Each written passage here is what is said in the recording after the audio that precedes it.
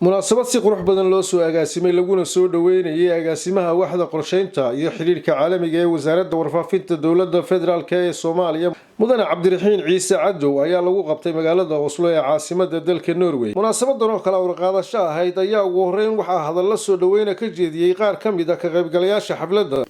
farxad iyo reereen ayay inoo tahay aniga oo ku hadlaya magaca warbaahinta qaranka qaaradda Yurub inaan halkan ku soo dhaweyno agaasimaheena Cabdiraxiin Ciise Cadow waxaa leenahay agaasimo ku soo dhawow wadanka Norway farxad iyo reereen ayay inoo tahay in halkan ugu timaado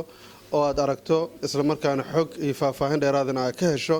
qaabka nolosha Soomaalida ay ku sugan yihiin wadankan Norway ama qaaradda Yurub meel kala duwan ayaa soo martay xog badan waad haysaa runtii waxaan ku leenahay ku soo dhawow wadanka Norway waxaan soo dhaweynaa marti sharafka nooga yimid Muqdisho oo mataqaanaa agaasimaha xiriirka arrimaha dibadda wasaaradda warfaafinta soo dhawow halka waxaan ku soo dhaweynaynaa Cabdiraxiin Ciise Cadow iyo gentleman marka waa idin salaameynaa dhamaantiin macal madaxda nooga timiday Soomaaliya iyo annaga nafadeenu isoo hambalyaheena caawa halkan ku soo dhaweynaynaa mudanaha cabdi ku soo dhawow wadanka Norway wixii aad noo haysa akhbaarna waxaan rabnaa inaan dadkan jaaliyadda inaan noogu sheegtay insha Allah soo dhaw ayaan ku leenahay. intaasi kadib ayaa Cabdiraxiin Ciise Cadow wuxuu jaaliyadda Soomaaliyeed ee ku dhaqan magaalada Oslo ee kulankan jooga uga warbixiyay xaaladaha ku aadan safarkiisa uu ku yimi qaaradda Yurub xaaladda guud ee dalka tan wasaaradda mas'uuliyiinta jaaliyadda Soomaaliyeed ee magaalada Oslo odayaasha waxgaradka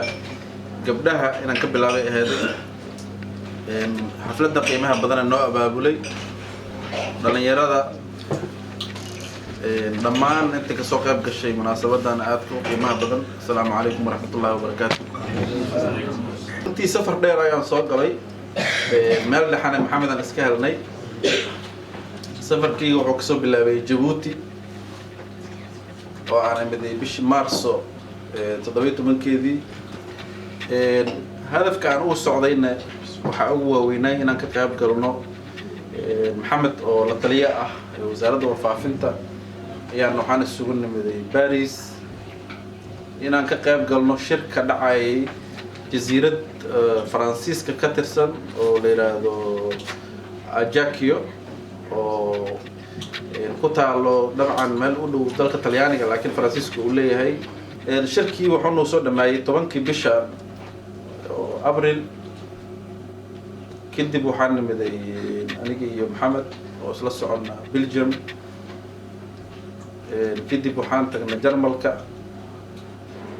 halkan ayaan hadda joognaa halkan Oslo runtii inta aan safarayay meeshii ugu farxadda badneed ay ahayd oo aan saaxiibo badan oo aanan muddo is arkin iyo dad kale todo aan hadda isbaranay oo aad u qiimo badan iyo sida loo soo dhaweeyay xamar waxa laga sheegayo ama Soomaaliya waxa laga sheegayo wax badan oo kamid ah inaysan jirin ama warbaahinteena anigu aan ka tirsanahay iyo gentleman iyo Xudayfa Safkaan iyo Qaasim Gugey rag kala soo jeedo Xasan ay kamidin xaqay in warbaahinta lafteeda mararka qaar kood si khaldan ay wax u tabiso wax naga maanta cid naga jecel ma jirto dalku inuu badbaado inuu dadku badbaado laakiin waxa laga yaabaa dadka banaanka naga jooga inay maalin kasta